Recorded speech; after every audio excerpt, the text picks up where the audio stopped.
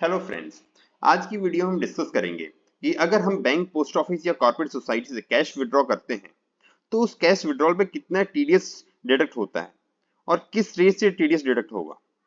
At last हम बात करेंगे कि अगर हमारा टीडीएस डिडक्ट किया है बैंक ने तो उसे कैसे हम चेक कर सकते हैं इनकम टैक्स के पोर्टल पे जाकर, और उसका रिफंड कैसे क्लेम कर सकते हैं। बिफोर स्टार्टिंग द वीडियो, अगर आप चैनल पे नए हैं तो चैनल को सब्सक्राइब कर लें और बेल आइकन को क्लिक कर लें ताकि आपको मेरी आगे आने वाली वीडियो का नोटिफिकेशन सबसे पहले मिल सके। Let's start the video. पहले बात कर लेते हैं कि हमारा टीडीएस कौन काटेगा। अगर आपने किसी बैंक अकाउंट में अपना अकाउंट मेंटेन कर रखा है, आप वहां से कैश विड्रॉ करते हैं तो उस कैश विड्रॉल पे आपका बैंक टीडीएस काट सकता है। इसी तरह अगर आपका पोस्ट ऑफिस में कोई अकाउंट है, वहां से आपने कैश विड्रॉ किया है तो पोस्ट ऑफिस पे टीडीएस डिडक्ट कर सकता है। इसी तरह अगर आपका कॉर्पोरेटिव सोसाइटी में कोई अकाउंट मेंटेन है और वहां से आपने कैश विड्रॉ किया है तो उस पर भी आपका टीडीएस डिडक्ट हो सकता है। और बैंक या पोस्ट ऑफिस कब टीडीएस डिडक्ट करेगा? जब वो आपको कोई भी पेमेंट करेगा। ठीक है। अब डिस्कस कर लेते हैं कि कौन सी ट्रांजेक्शन है जिन पे टीडीएस डिडक्ट होगा। क्या सभी कैश विड्रॉल पे टीडीएस डिडक्ट होता है? तो फर्स्ट ऑफ ऑल, अगर आपने एटीएम से विड्रॉ किया है या फिर आपने कैश विड्रॉल फॉर्म फिल करके बैंक में, पोस्ट ऑफिस में जाके मैन्युअली कैश विड्रॉ किया है, या फिर आपने चेक से कैश विड्रॉ किया है, तो इन सभी ट्रांजेक्शन्स को हम कंसीडर करते हैं कैलकुलेशन के लिए टीडीएस की, जो जिस पे टीडीएस कटेगा। तो हम पहले ये डिस्कस करते हैं कि किस रेट से टीडीएस कटेगा और कब टीडीएस कटेगा। सो अगर आप बैंक, पोस्ट ऑफिस या कॉर्पोरेट सोसाइटी से कैश विड्रॉ करते हैं और आप कोई भी आईटीआर फाइल नहीं किए अपने लास्ट 3 सालों में, तो आपका अगर जो कैश विड्रॉल है 20 लाख से ज्यादा हो जाता है, चाहे वो आपकी एक इंडिविजुअल ट्रांजेक्शन हो या पूरी साल की ट्रांजेक्शन मिलाकर 20 लाख से ज्यादा हो रहा है, तो बैंक या पोस्ट ऑफिस या कॉर्पोरेट सोसाइटी जहां से भी आपने कैश विड्रॉ किया है उस पे 2% टीडीएस काट के आपको बैलेंस अमाउंट पे करेगा। इसी तरह अगर आपका टोटल कैश विड्रॉ पूरी साल का मिलाकर 1 करोड़ से ज्यादा हो जाता है, या तो सिंगल ट्रांजेक्शन में आपने 1 करोड़ निकाल लिया है, उससे ज्यादा हो गया है, या फिर आपके एग्रीगेट ट्रांजेक्शन में अगर आपका कैश विड्रॉ 1 करोड़ से ज्यादा हो गया तो बैंक, पोस्ट ऑफिस या जहां से भी आपने कैश विड्रॉ किया है वहां वो आपका 5% टीडीएस डिडक्ट करके आपको रिमेनिंग अमाउंट पे करेगा। ये सिचुएशन हो गई कि अगर आप कोई आईटीआर फाइल नहीं करते, पिछले सालों में आपने कोई आईटीआर फाइल की ही नहीं है।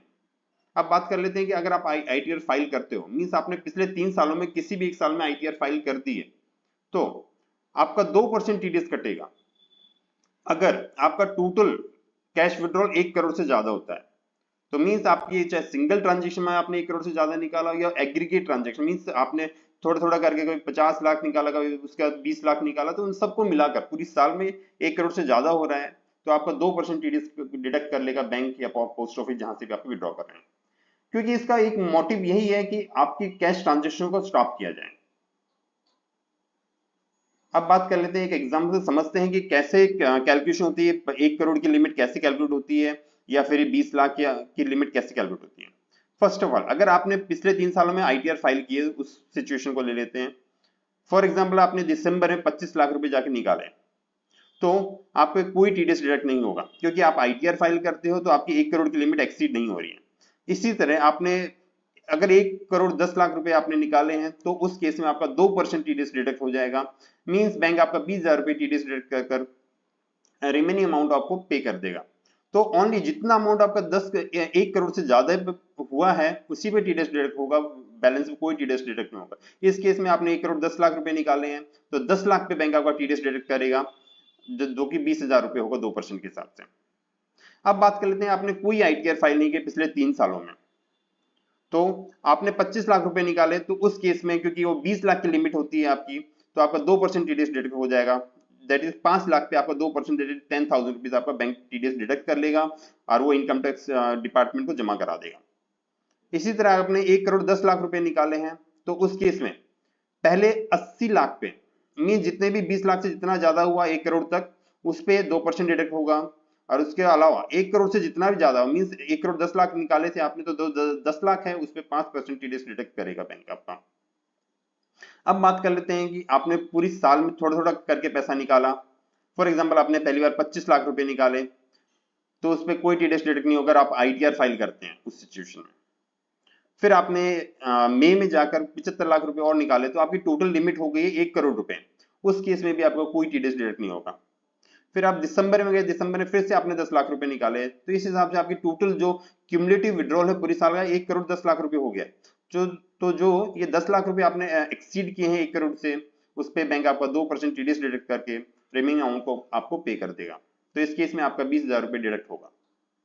अब बात कर लेते हैं, आपने कोई आईटीआर फाइल नहीं की पिछले 3 सालों में, आपने अप्रैल में 15 लाख रुपए निकाले, उस पर बैंक आपका कोई टीडीएस डिडक्ट नहीं करे क्योंकि आपकी 20 लाख की लिमिट एक्सीड नहीं की है अभी तक। इसी तरह आपने फिर से मई में 10 लाख रुपए और निकाले, तो आपकी टोटल लिमिट होगी 25 लाख रुपए। तो उस केस में क्या करेगा बैंक, आपका जो एक्सेस 5 लाख रुपए 20 लाख से ज्यादा जितने पे आपने निकाला है उस पे आपका 2% टीडीएस डिडक्ट कर लेगा, दैट इज 20,000 रुपीज, और बैलेंस आपको पे कर देगा। इसी तरह आपने फिर से दिसंबर में 75 लाख रुपए निकाले, तो आपकी 1 करोड़ की लिमिट हुई है टोटल। तो उस केस में जितना भी पहले आपका 25 लाख पे टीडीएस डिडक्ट हो चुका था जितना भी, तो मींस आपके रिमेनिंग 75 लाख पे बैंक फिर से 2% टीडीएस डिडक्ट कर लेगा, जैसे 1.5 लाख रुपए आपका टीडीएस डिडक्ट होगा। इसी तरह आपने 15 दिसंबर को फिर से 10 लाख रुपए निकाल लिए, तो मींस आपकी 1 करोड़ की लिमिट भी एक्सीड हो गई, 1 करोड़ 10 लाख रुपए। तो उस केस में बैंक आपका 5% टीडीएस डिडक्ट कर लेगा, that is 50,000 rupees on differential 10 lakh rupees पे। ठीक है, hope you understand with this example. अब बात कर लेते हैं कि हमें कौन सा आईटीआर फॉर्म फिल करना चाहिए जिससे हमें इसका रिफंड मिल जाएगा। फर्स्ट ऑफ ऑल आईटीआर 1, देखिए आप जैसे आईटीआर 1 फाइल करने जाएंगे वहां पे एक मैसेज आता है कि this ITR form is not for the individual जिसका टीडीएस डिडक्ट हुआ है सेक्शन 194 में, तो मींस ये वाला आईटीआर फॉर्म आपके लिए एप्लीकेबल नहीं है। तो फिर या तो आप आईटीआर 2, 3 या 4 आपको फाइल करना पड़ेगा, जो कि आपके लिए वैलिड आईटीआर फॉर्म होगा जिससे आप इस टीडीएस डिडक्ट का आप रिफंड ले सकते हैं। अब बात कर लेते हैं कि कौन से डॉक्यूमेंट है जहां से हमें पता चलेगा। फर्स्ट ऑफ ऑल अपना एआईएस में जाकर चेक कर सकते हैं, आपको सिंपल सा अपने इनकम टैक्स पोर्टल पे लॉगिन करना है, वहां पे एआईएस पे क्लिक करेंगे, प्रोसीड करेंगे, फिर अपना ईयर सेलेक्ट करेंगे जिसमें भी आपका टीडीएस डिडक्ट हुआ है, टैक्स पेयर पे क्लिक करेंगे। अब नीचे आइए, देखिए कैश विड्रॉल, ये आपका 25 लाख रुपए से ज्यादा की लिमिट हो गई, इस पे आपका टीडीएस डिडक्ट होगा। इसी तरह आप एनुअल इन्फॉर्मेशन स्टेटमेंट पे आएंगे और ये देखिए आपका कैश विड्रॉल पे क्लिक करेंगे तो आपको कितना टीडीएस डिडक्ट हुआ है, 10,200 आपका टीडीएस डिडक्ट हो गया है। तो उस केस में आप इतने का रिफंड ले सकते हैं अगर आपकी टोटल इनकम कम है और आपका अमाउंट रिफंडेबल बन रहा है। इसके अलावा आप अपना 26AS फॉर्म भी देख सकते हैं, आप सिंपल सा ई फाइलिंग पे क्लिक कीजिए, व्यू योर 26AS पे क्लिक कीजिए, कंफर्म कीजिए, उसके बाद यहाँ पे सिंपल सा व्यू योर टैक्स क्रेडिट्स में जाइए, यहाँ पे व्यू 26AS पे क्लिक कीजिए, ईयर सेलेक्ट कीजिए आप यहाँ पर। उसके बाद ईयर के बाद आपको कौन से HTML फॉर्मेट पे व्यू करेंगे, आप देखिए यहाँ पर आपका जो टीडीएस डिडक्ट हुआ है ये नीचे शो होगा आपका। देखिए ये जितना भी 20 लाख से जितना एक्सीड था उस पर 10,200 रुपए का टीडीएस कट गया है, आपका बैंक ने टीडीएस डिडक्ट कर लिया है। तो मीन्स ऐसे आप चेक कर सकते हैं कि आपका कितना टीडीएस डिडक्ट किया है। उसके बाद आपको कौन सा आईटीआर फॉर्म करना है, फॉर एग्जाम्पल आपने आईटीआर 2 फाइल कर रहे हैं तो सिंपल सा आप अपना लॉग इन कीजिए, आईटीआर 2 के लिए अपने पोर्टल पे लॉग इन करना है, सिंपल सा रजिस्ट्रेशन करके file your return, income tax return करेंगे, असेसमेंट ईयर सिलेक्ट करेंगे आप अपना, देन कंटिन्यू करेंगे, then start new filing individual, then continue. ITR 1 form देखेंगे तो आपको ये मैसेज दिखेगा, मींस आप आईटीआर 1 में इसका रिफंड क्लेम नहीं कर सकते, तो आपको आप दूसरा ही आईटीआर 2 फॉर्म या आईटीआर 3 सिलेक्ट करना पड़ेगा। हम आईटीआर 2 से चलते हैं, लेट्स गेट स्टार्टेड। आप अदर करके रिटर्न फाइल कर सकते हैं अगर आपकी टोटल इनकम बेसिक एग्जामिनेशन ज्यादा नहीं है तो। आपको सिंपल सा यहाँ पे अपना टैक्स पे क्लिक करना है, यहाँ पे जो भी आपका टीडीएस डिडक्ट है उस शेड्यूल को क्लिक कर लेना है यहाँ पर, देन कंटिन्यू।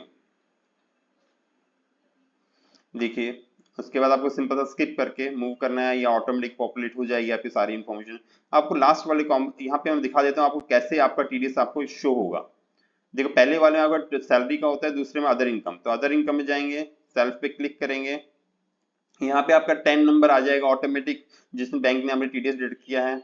और ये आपका जो भी होगा करंट ईयर में जितना भी आपका टीडीएस डिडक्ट हुआ वो यहाँ पे आपका आ जाएगा, आपको मैन्युअली पंच करना पड़ेगा जितना भी टीडीएस डिडक्ट हुआ है। उसी तरह उसमें से कितना आप क्लेम करना चाहते हैं टीडीएस वो आप यहाँ पे मेंशन कर देंगे, कितना आपने अमाउंट विड्रॉ किया है वो आप यहाँ पे मेंशन करेंगे, यहाँ पर ग्रॉस रिसिप्ट्स जो भी आपने विड्रॉल थी वो आप मेंशन करेंगे। और हेड ऑफ इनकम, बिकॉज आपकी ये इनकम टैक्सेबल नहीं है क्योंकि आपने केवल विड्रॉ किया, आपकी इनकम का पार्ट नहीं है, तो उस केस में आपको नो करके उसको प्रोसीड करना है। That's all friends. If you like this video, please subscribe my channel, like this video and share this video. Thank you friends.